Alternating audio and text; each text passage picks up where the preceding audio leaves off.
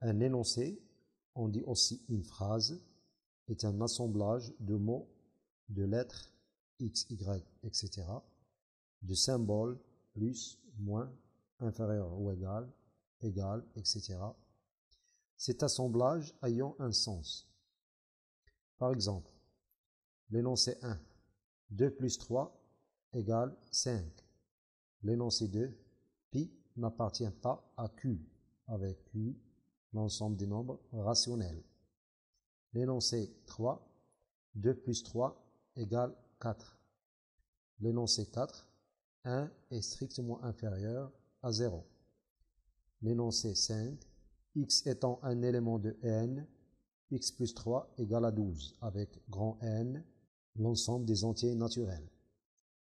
L'énoncé 6, x et y étant des éléments de n, x inférieur ou égal à y. L'énoncé 7, quel que soit x et y éléments de n, on a x plus y égale y plus x. L'énoncé 8, il existe au moins un élément x de n, tel que x plus 7 égale à 2. On peut étudier ces énoncés de divers points de vue. D'abord, d'un point de vue formel, si on appelle variable une lettre désignant un élément quelconque d'un ensemble, on voit que les énoncés 1, 2, 3 et 4 ne contiennent pas de variable, tandis que les énoncés 5, 6, 7 et 8 en contiennent une ou plusieurs. Remarquons que les lettres pi et q dans l'énoncé 2 et la lettre grand N dans les énoncés 5, 6, 7 et 8 ne désignent pas des variables. Elles représentent des objets bien spécifiés. On peut aussi considérer le fait mathématique exprimé par chacun de ces énoncés. Les énoncés 1 et 2 expriment des faits vrais. Les énoncés 3 et 4, des faits faux. En revanche, pour les énoncés 5 et 6, on ne peut rien dire. L'énoncé 5 exprime un fait vrai pour x égale à 9 et un fait faux pour x est différent de 9.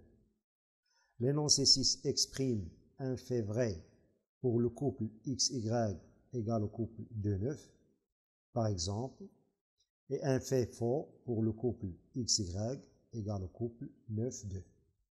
Enfin, les énoncés plus compliqués 7 et 8 contiennent des variables et cependant on peut dire que l'énoncé 7 exprime un fait vrai car l'addition dans l'ensemble des entiers naturels n est commutative et l'énoncé 8 un fait faux car il n'y a pas d'entier naturel x tel que x plus 7 égale à 2.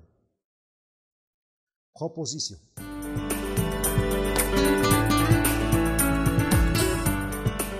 Soit V égale à VF, l'ensemble a deux éléments, V le vrai et F le faux.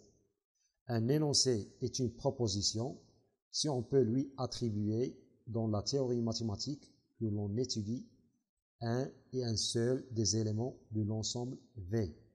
Cet élément unique est appelé valeur de vérité de la proposition considérée.